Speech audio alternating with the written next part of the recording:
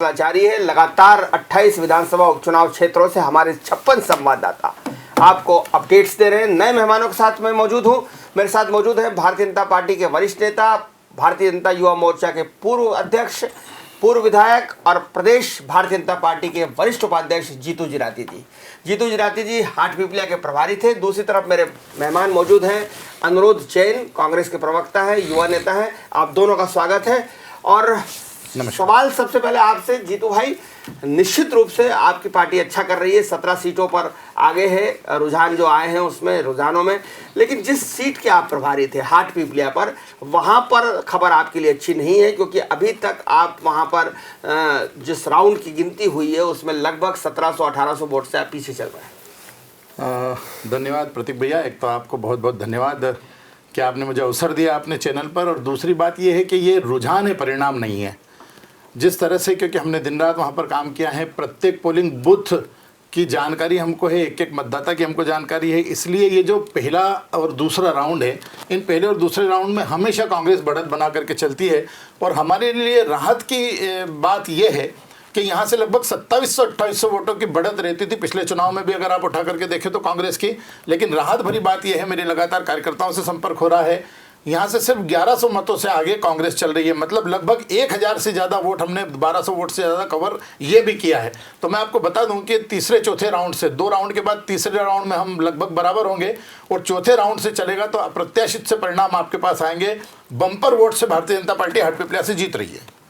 Bumper vote से जीतने का आप दावा कर रहे हैं जीतू भाई, मैं आपके अनुभव को चुनौती नहीं दे रहा हूँ, राजनीतिक अनुभव को, लेकिन जिस तरह की शुरुआत में एक संकेत मिलते हैं, वो संकेत तो ये बता रहे हैं कि बम्पर तो ना ही से अगर आप जीतते भी हैं तो बहुत काटा पकड़ मुकाबला होगा, कहीं ना कहीं एक इसको हम नेक टू नेक फाइट बोल सकते हैं। देखिए, आपको इस बात से भी, जब परिणाम अंततः तब परिणाम पर हम पहुंचेंगे, मैं बहुत आश्वस्त हूँ। मेरे लिए ये परिणाम, ये जो वोट से हम जो कांग्रेस आगे चल रही है, ये बहुत राहत भरे हैं। मैं फिर आपको बता दूँ, और ये इसलिए है क्योंकि यहाँ पर देखिए, प्रत्येक बूथों का जैसे वोटिंग काउंटिंग होती है, उस काउंटिंग में हमको पता रहता है ना कि पहले कौन से मत पेटियाँ खुलेगी, इनमें क्या परिस्थितियाँ रहेगी, क्योंकि हम काम करते हैं वहाँ पर दिन रात। तो ये जो बूथ हैं, ये जो गांव थे, ये जो पंचायतें हैं, इन पंचायतों में हमेशा कांग्रेस बढ़त बना करके चलती है। इसके बाद भारतीय जनता पार्टी की विचारधारा के बूथ जितने होंगे वो सब खुलेंगे, तो लगातार आपको लगेगा कि हम बढ़त पे बढ़त बनाते चले जाएंगे। और ये मैंने पहले भी आपको कहा है कि ये सिर्फ रुझाने परिणाम नहीं है।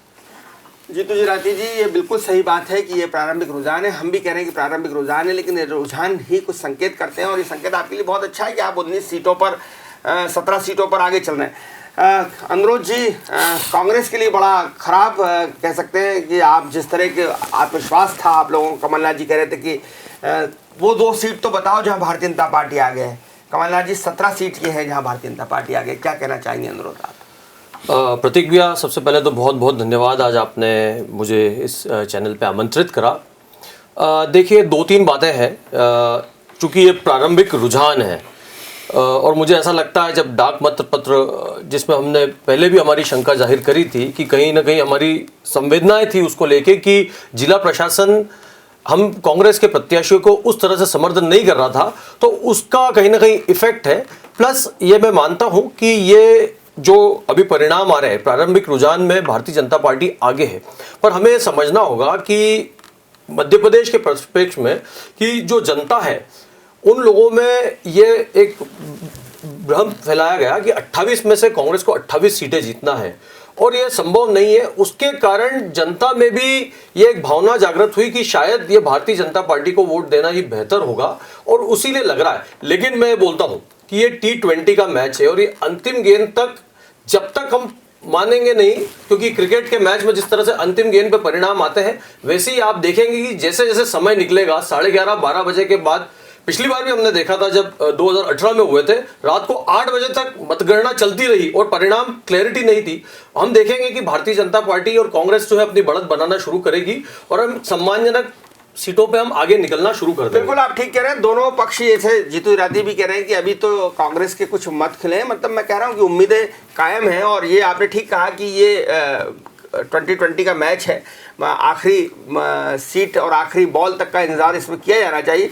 पर कहीं ना कहीं शुरुआती ट्रेंड हमें शुरुआती रुझान हमें इस तरफ संकेत करते हैं। जीतू भाई, हाटपिपलिया सीट जिस पर बड़ी मात्रा में खाती समाज के वोट है और खाती समाज के एक बड़े नेता हैं जीतू पटवारी, वो ये दावा कर रहे थे जब इस चैनल में आए थे डीएनए न्यूज़ में, तो उन्होंने कहा था कि मनोज को मैं 25,000 वोटों से हराऊंगा।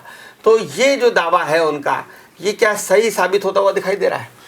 देखिए, एक तो मैं क्या है कि बहुत कम इसे मेरी वो होता है, मैं लगातार अभी आपको पता है कि अस्वस्थ भी था। और दूसरा, बड़ा नेता आप किसको मानते हैं? बड़ा नेता क्या होता है? बड़ा नेता वो होता है जो बड़े काम करता है। सबसे पहली बात, बड़े नेता कमलनाथ जी हो सकते हैं क्योंकि उनका एक लंबा अनुभव है, लंबे समय तक उन्होंने काम किया है, केंद्र में नेता रहे हैं, कई वर्षों से वो काम कर रहे हैं। सिर्फ विधायक बन जाना, मंत्री बन जाना, पहली बात तो मैं इसको बड़ा नहीं मानता। कांग्रेस के नेता हैं जीतू पटवारी जी मेरी नज़र में। बड़े बड़े दावे तो करते हैं। देखिए, बड़े दावे कर देना से बड़ा नहीं होता व्यक्ति।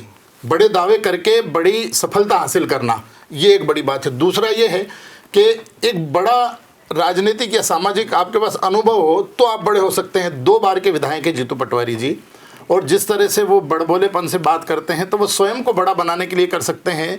जीतू पटवारी जी ने दावा किया, जीतू पटवारी जी ने ये बात की वो बड़े नेता खाती समाज के हैं, ऐसा नहीं है। देखिए, जातिगत और सामाजिक बात पर मैं भरोसा नहीं करता, मेरी पार्टी भरोसा नहीं करती। हम अपने काम पर भरोसा करते हैं, अपनी विचारधारा पर भरोसा करते हैं। और आप जिस तरह से अभी आप देख रहे हैं कि जीतू पटवारी जी ने कहा था कि मैं मनोज को इतने, मैंने भी सुना था कि वो इतने वोटों से हारेगा, मैं इतने से हरा दूंगा, मैं सांवेर में तुलसी सिलावट को हरा दूंगा। ये जो बातें हैं दम्भ भरी, ये कांग्रेस के दुष्परिणाम जो निकल के आए ना, ये इसी का कारण था कि आप में इतना दम्भ और अहंकार था, आपकी पार्टी में इतना दम्भ और अहंकार था, आपकी विचारधारा में इतना दम्भ अहंकार था कि चलती सरकार कांग्रेस के अहंकार ने कांग्रेस की खा ली। एक चीज़। दूसरी चीज़ ये है कि मेरे छोटे भाई अनुरोध जी ये बता रहे हैं कि कहीं ना कहीं परिस्थिति ये बनी कि 28 सीटों पर इस तरह का प्रचार किया गया कि 28 सीट कांग्रेस को सरकार बनाने के लिए चाहिए। ये प्रचार प्रसार है, और प्रचार प्रसार ये सामान्य बात है, इस तरह की करना बहुत बात नहीं है। किस तरह से राजनीतिक विचारधारा नीचे गिरी, आपने देखा कि इस चुनाव में किस तरह के व्यक्तिगत आरोप, किस तरह की गंदी लैंग्वेज, किस तरह का स्तर, अमर्यादित भाषा का चुनाव, अमर्यादित भाषा गिरी नीचे स्तर। ये गिरना नहीं चाहिए, नहीं होना चाहिए। विचारधारा पर आप कंसंट्रेट करें, आप अपने कामों को बताइए, आप अपने विचारधारा को लेकर के जाइए। आप देखिए, उपचुनाव हो रहा था, किन परिस्थितियों में उपचुनाव हुआ पूरे प्रदेश की जनता जानती है, और जानने के बाद आज जो मैंडेट जो भारतीय जनता पार्टी को मिलेगा ये आश्चर्यचकित होगा। मैं आपको बता दूं कि जो भी परिणाम आएगा, भारतीय जनता पार्टी का नेता और कार्यकर्ता तो चुनाव लड़ ही रहा था, लेकिन मतदाता ने भारतीय जनता पार्टी के लिए चुनाव लड़ा। और 19 सीटों पर आगे हो गई है भारतीय जनता पार्टी। ताजा रुझान, 19 सीटों पर भारतीय जनता पार्टी आगे हो गई है, 7 सीटों पर कांग्रेस आगे है और 2 सीटों पर बहुजन समाजवादी पार्टी आगे दिखाई दे रही है। बहुजन समाज पार्टी 2 सीटों पर आगे चल रही है।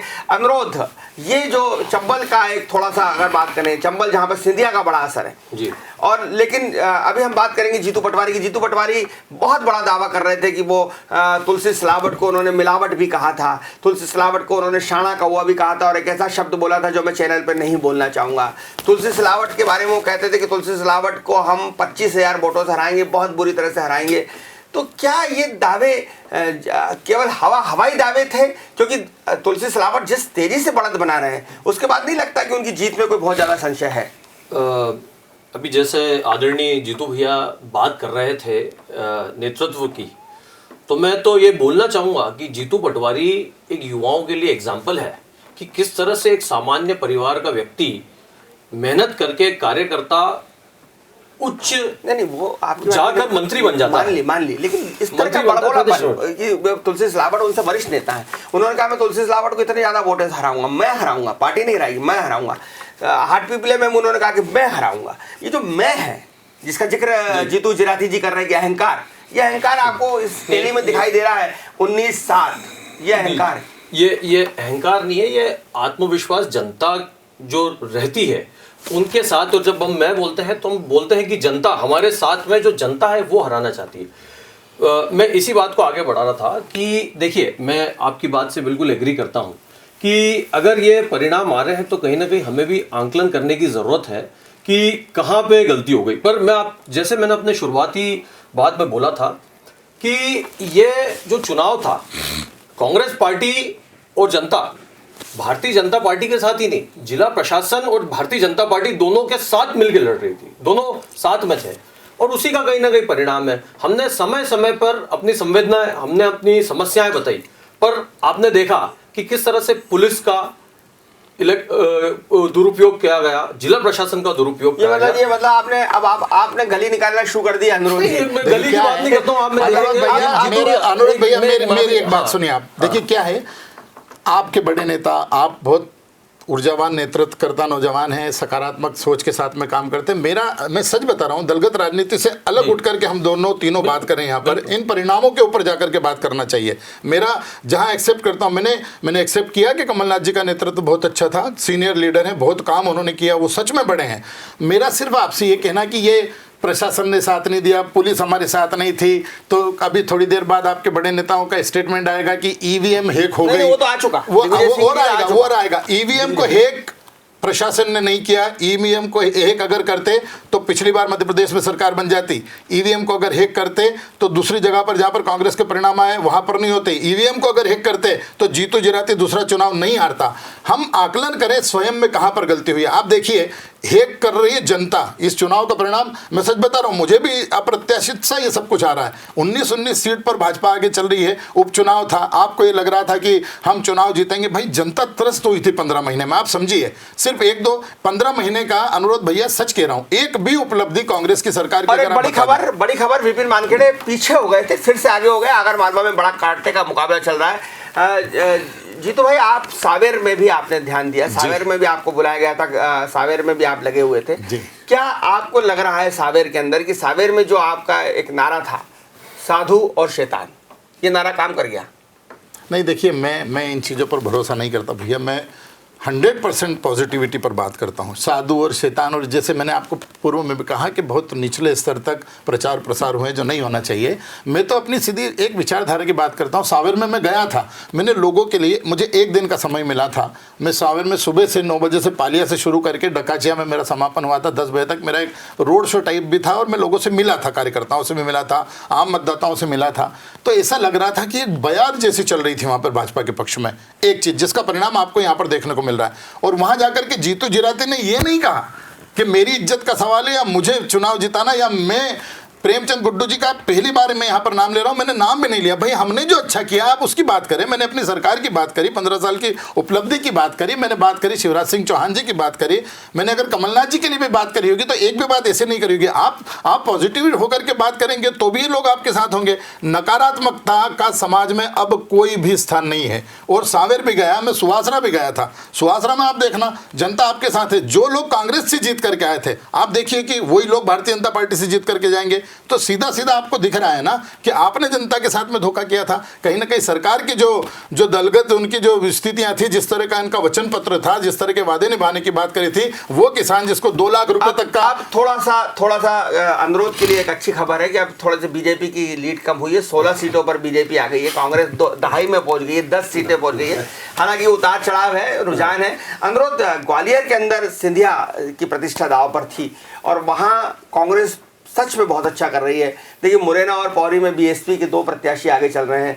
बाकी की जो कांग्रेस की सीटें आगे आप लोग चल रहे हैं, एक अगर आगर मालवा को छोड़ दिया जाए और एक हाटपिपलिया को छोड़ दिया जाए तो 8 सीटें, जो 16 में से 8 सीटें हैं, वहां आप आगे चल रहे हैं। बीजेपी 6 सीटों पर आगे चल रही है, 2 सीटों पर बहुजन समाज पार्टी आगे चल रही है। तो ग्वालियर चंबल संभाग में सिंधिया का जादू लगता है खत्म सा हो रहा है। जी बिल्कुल प्रतीक जी, और मैं तो यह कहूँगा कि देखिए, सिंधिया जी जब तक कांग्रेस में थे हमारे लिए बहुत सम्मानित थे और आज भी सम्मानित लीडर है। लेकिन कांग्रेस की लीडरशिप ने हमेशा उन पे एक विश्वास करा और ग्वालियर चंबल संभाग उन्हीं के बिल्कुल सुप्रत करके रखा था। हमारी कोई इंटरफेरेंस नहीं होती थी। जब भी कोई ग्वालियर चंबल से संबंधित कार्य होता था उसमें पूरा 100% इंटरफेरेंस हो रहा था। मुझे आज खुशी इस बात की है कि कहीं ना कहीं पिछले 20 सालों में जब से वो राजनीति में थे, आज कांग्रेस पार्टी ने अपनी जड़ें बनाना शुरू कर दी है। यह अभी भी हमारा तो एक्सपेक्टेशन ये है कि 16 में से कम 10 से 12 सीटें जीतना चाहिए कांग्रेस पार्टी को, वो बेहतर परिणाम होगा। लेकिन बड़ी बात यह है कि ये भारतीय कांग्रेस पार्टी अब अपने खुद के पैरों पे खड़ी होना शुरू हो गई है। जो कांग्रेस पार्टी अभी तक ज्योतिरादित्य सिंधिया जी के ऊपर डिपेंडेंट रहती थी, अब कांग्रेस पार्टी अपना संगठन वहां पे मजबूती बड़ी ला रही खबर, है। सावेर से 7,000 सीटों से तुलसीराम सिलावट आगे। भारतीय जनता पार्टी के तुलसीराम सिलावट सावेर विधानसभा क्षेत्रों से 7,000 वोटों से आगे चल रहे हैं। काफी कंफर्टेबल जोन में तुलसी सिलावट आ चुके हैं। बड़ी खबर इस हिसाब से जीतू राठी जी, बहुत बड़ी जीत की तरफ तुलसी सिलावट आगे बढ़ रहे हैं। कहा जाता है कि सावेर का बड़ा नेक टू नेक मुकाबला है, 3-4 हजार की हार जीत होती है। राजेश सोनकर 2900 वोट से हारे और तुलसी सिलावट ने जो है वो प्रकाश सोनकर को कुछ 3400 वोट से हराया। तो अभी 7,000 की लीड हो गई है। तो क्या आपको लगता है कि ये बढ़त जो है वो एक ऐसी मार्जिन की तरफ आप जा रहे हैं जो शायद इसके पहले कभी नहीं हुआ? देखिए, मैं यही आपको कहना चाहता हूं कि कांग्रेस भी मेरी पार्टी है। कांग्रेस मेरे देश का दल है। वो कांग्रेस जिसने मेरे देश का नेतृत्व कई वर्षों तक किया है, एक विचारधारा ने किया है। वहाँ से भारतीय जनता पार्टी विपक्ष में आकर के एक अपनी विचारधारा को लेकर के काम करती है और वो सफल इस बात को लेकर के होती है कि सच में भाजपा की जो विचारधारा है वो बेहतर कांग्रेस से है। आप देखिए कि मैं पूरे देश को इस परिणाम के लिए एक संदेश समझता हूँ सावेर विधानसभा का। मैं गर्व करता हूं कि मैं भारतीय जनता पार्टी का कार्यकर्ता हूं। मेरी भारतीय जनता पार्टी के कार्यकर्ताओं ने, चाहे वो कोई भी नेता हो, चाहे उनके प्रभारी रमेश मेंदोला जी हो, चाहे आकाश विजयवर्गीय जी हो, चाहे मधु वर्मा जी हो, चाहे राजेश सोनकर जी हो, चाहे सामंत सोनकर जी हो, चाहे जितने नेता आप देखिए, मेरा मन प्रसन्न उस समय होता है। पूरी की पूरी भारतीय जनता पार्टी उस विधानसभा में एक कार्यकर्ता की तरह काम कर रही थी, जहां जहां जिसको लगाया। इतने बड़े बड़े सब नेता थे। तुलसी सिलावट जी कांग्रेस के नेता थे 40 साल से। यही भारतीय जनता पार्टी के कार्यकर्ता विचारधारा में उनसे लड़ते आए थे इतने साल तक। लेकिन जहां विचारधारा की बात होती है, जहां पर अगर अपने परिवार में कोई सम्मिलित होता है, पूरी भाजपा एक मत होकर के दिन रात लोगों ने मेहनत करके वोटरों के पास जाना, लोगों को सरकार के बारे में बताना, इतनी मेहनत करके आप देखिए और उसका सकारात्मक परिणाम आएगा। कांग्रेस को इससे शिक्षा लेने की आवश्यकता है। कांग्रेस जिस तरह से टुकड़ों टुकड़ों में बटी हुई है, जहां छत्रप के लिए बटी हुई है, मैं और अहंकार में बटी हुई कांग्रेस इसीलिए टूटी है। भाजपा की विचारधारा को आगे बढ़ाने का काम अगर किसी ने किया, कांग्रेस ने। आपको मैं बताऊं कि मध्य प्रदेश में जो 5 सीट सबसे टॉप में जीती जाएगी भारतीय जनता पार्टी की, उसमें एक सावेर की होगी। हो सकता है कि पहले नंबर पर सबसे ज़्यादा वोटों से जीतने वाली सीट भी ये भी हो सकती है। और बदनावर में शुरू से कह रहा हूं कि 5 टॉप सीटों में सावेर विधानसभा आएगी चुनाव जीतने में। इसमें मैं एक बात जोड़ना चाहता हूं कि अगर आप ट्रेडिशनली देखें, सावेर विधानसभा हर समय भारतीय जनता पार्टी के फेवर में रही है। जब जब तुलसी सिलावट हारे हैं, जब जैसे अगर आप देखें 2013 का चुनाव हारे थे वो 17,000 वोटों से हारे थे, और जब जीत होती थी तो लगभग कांग्रेस पार्टी की तरफ से जीतते थे तो 3 से 4 हजार वोटों से, 2,500 वोटों से जीतते थे। तो ट्रेडिशनली अगर देखा जाए तो मैं सावेर को ऐसे भी भारतीय जनता पार्टी की ट्रेडिशनल सीट मानता हूं। तो उसमें तुलसी सिलावट जी जो बढ़त ले रहे हैं कोई बहुत अप्रत्याशित नहीं है। मुझे ऐसा लगता है कि ऐसा कहीं ना कहीं चूंकि वो भारतीय जनता पार्टी का उन्हें कहीं ना बहुत एक सपोर्ट सिस्टम जो रहा है। क्या है अनुरोध जी, ठीक कह रहे हैं आप, लेकिन मेरा ऐसा मानना है कि कहीं पर कुछ भी ट्रेडिशनल नहीं होता है। नहीं, वो बिल्कुल आप आपकी बात देखिए, से मैंने तुलसी सिलावट जी को भैया काम करते हुए देखा है। एक अद्भुत व्यक्तित्व है उस व्यक्ति के अंदर। छोटा बड़ा कोई भी व्यक्ति, अच्छा चुनाव लड़ने के बाद भी अभी जो उनके पास जो 7-8 दिन बचे थे अनुरोध भैया, वो लगातार लोगों के घर गए, छोटे छोटे कार्यकर्ताओं से मिलने गए। परिणाम का कोई वो नहीं है, आदमी परिणाम आने के बाद वो सकारात्मक होता है, लेकिन उस व्यक्ति ने घर घर जाकर के लोगों के प्रति धन्यवाद दिया, छोटे कार्यकर्ताओं के प्रति धन्यवाद दिया। तो ये जो सादापन है, ये जो कार्यकर्ताओं के प्रति समर्पण है, पहली बात सहजता, और दूसरा यह है कि उन्होंने कांग्रेस से जैसे ही वो भाजपा में आया सब कुछ भाजपा के सुपुर्द कर दिया। मैं तो आपका प्रत्याशी हूं, मुझे नहीं पता आपको जो करना करिए, बताइए। अब अपने आप को समर्पित कर देना, खुद को न्यौछावर कर देना किसी के प्रति, किसी विचारधारा के प्रति, किसी संगठन के प्रति, ये कितनी बड़ी विश्वसनीयता है। सिलावट को लेकर ये कहा कैलाश विजयवर्गीय ने कि हमको तो ऐसा लगता है कि आप हमसे पुराने हैं भारतीय जनता पार्टी के नेता। इतना उन्होंने ज्यादा उन्होंने पूरी विचारधारा को कितना एक्सेप्ट करते हैं ये तो मैं नहीं जानता हूँ, क्योंकि मुझे ऐसा लगता है किसी भी विचारधारा को एक्सेप्ट करना, इसका एक बहुत बढ़िया और बेहतरीन एग्जांपल आप देखें। विनम्रता उनका एक सबसे बड़ा व्यक्तिगत है। लेकिन अगर आप देखें, मैं इस बात को इस तरह से लेता हूं कि अगर आपने देखा होगा कि ज्योतिरादित्य सिंधिया जी जब अंत में चुनाव प्रचार कर रहे थे तो उन्होंने कहा कि कांग्रेस को वोट दीजिए। गलती से कहा था, त्रुटिपूर्ण कहा था, लेकिन स्लिप ऑफ टंग था। लेकिन मेरा कहने का मतलब है जीतू भैया कि एक मन में जो भावना है, आपने जिस चीज को सींचा, जिस भाव के साथ आप बड़े हुए हो, एकदम से वो बदला ही नहीं जा सकता है। तो मैं तो ये आपको, अगर ये परिणाम इस तरह से है तो मैं आपको बधाई दूंगा, लेकिन इसके लिए भी मेरे मन में 2 प्रश्न आते हैं। और एक ये बात आती है कि एक तो जो विचारधारा को ऊपर से पहन लेना और एक विचारधारा के साथ बड़ा होना, दोनों में बहुत फर्क होता है। भाई मैं आपसे एक सवाल ये करना चाहूंगा, वरिष्ठ उपाध्यक्ष हैं प्रदेश भारतीय जनता पार्टी के, और आप चूंकि भारतीय जनता युवा मोर्चा के अध्यक्ष रहने के कारण मध्य प्रदेश के हर जिले में, हर गांव में आपके समर्थक हैं, आपकी टीम है, व्यक्तिगत टीम जिसको आप कह सकते हैं। ग्वालियर चंबल संभाग में जीतू भाई सिंधिया बहुत बड़ा नाम था, नरेंद्र सिंह तोमर बहुत बड़ा नाम था, और वीडी शर्मा साहब भी बहुत बड़ा नाम था। 3 बड़े नेता भारतीय जनता पार्टी के, लेकिन रिजल्ट उस हिसाब से नहीं आ रहे हैं।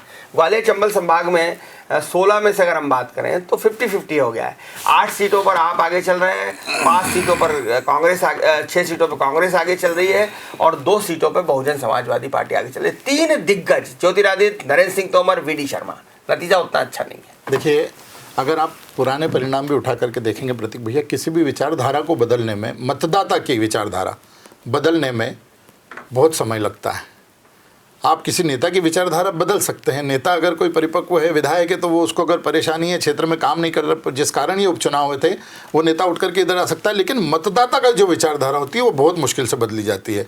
और ये जो परिणाम आपको देखने को, ये जो रुझान आपको देखने को मिल रहे हैं, ये रुझान सीधे सीधे, देखिए मैं एक्सेप्ट करूँगा कि वहाँ पर आप अगर देखेंगे तो उत्तर प्रदेश से लगी हुई सीमा वहाँ की है ना, बीच में कुछ राजस्थान का भी टुकड़ा आता है, तो वहाँ ऑलरेडी कांग्रेस का दबदबा है। उत्तर प्रदेश से अगर हम लोग करेंगे तो वहाँ बहुजन समाज पार्टी अपने मालवा क्षेत्र में आपको कहीं दिखेगी नहीं, निमाड़ मालवा में, लेकिन वहाँ पर मायावती जी का वर्चस्व है, तो कुछ सीटों पर वहाँ पर मायावती जी भी आगे चलती है। वहीं से उधर से ही हमारे 2 विधायक भी अगर हैं तो बसपा के, तो वो वहाँ से हैं।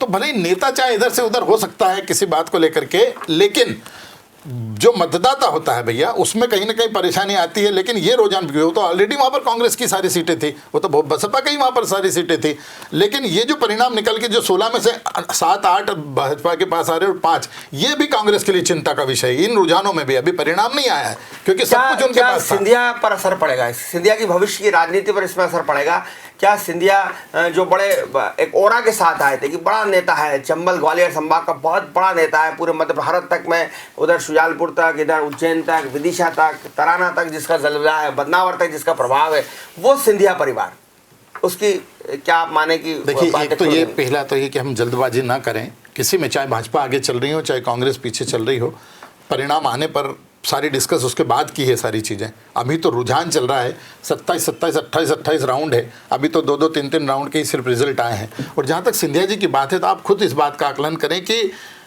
सिंधिया जी चुनाव हार गए, लेकिन क्या उसके बाद उनका लोकप्रियता कम हुई? क्या उनके फॉलोअर्स कम हुए? आप देखिए पूरे देश में जिस परिस्थिति में ये चुनाव उपचुनाव मध्य प्रदेश में हो भैया, आप इस बात की कल्पना करें कि वो सिर्फ सिंधिया ही हो सकते हैं इस पूरे देश में, कि 22 लोगों ने, उनके लोगों ने पूरा भरोसा करके भारतीय जनता पार्टी के साथ में आकर के काम किया। तो सिंधिया जी तो इतने बड़े नेता, और कहीं 2-4 सीट आगे पीछे अगर मान लो हो भी गई, तो ना तो उनकी लोकप्रियता पे कोई असर पड़ना है, ना उनके बड़े होने पर। 2 बड़ी खबरें, एक तो पोहरी से आ रही है, जो अभी तक पीछे चल रहे थे सुरेश धाकड़, भारतीय जनता पार्टी के उम्मीदवार, सिंधिया समर्थक मंत्री हैं सुरेश धाकड़, वो एक बार फिर से आगे हो गए हैं।